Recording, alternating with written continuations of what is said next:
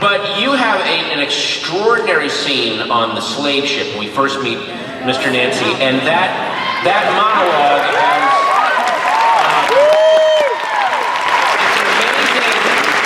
it's an amazing monologue that has become horrifyingly timely as events have unfolded in the real world. Did you get a sense that that it would land as hard as it did? Because I remember watching that scene. I rewound it and watched it like 2 or 3 times. It was like they're literally calling out exactly kind of where this dark path the country seems to be going down right now.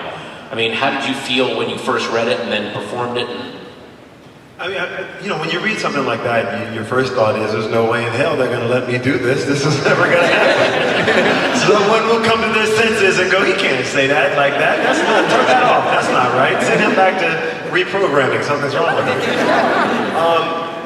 Really grateful for the opportunity to do it, to be honest with you. At the time that we were shooting it, it was like really hot in Toronto, and the Toronto division of Black Lives Matter was marching at the time in the street, and they were talking about, protesting and looking at human rights from the Canadian perspective, which obviously is generally not talked about. And so I don't think I realized at all that it would be that prophetic. In many ways, I kind of felt like the difficulty of it is that we've all heard it before, and but we've not done anything about it.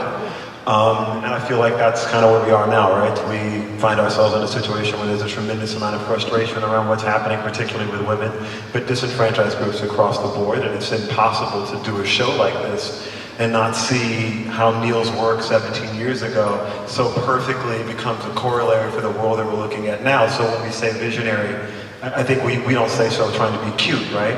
And I think that's the power of why we love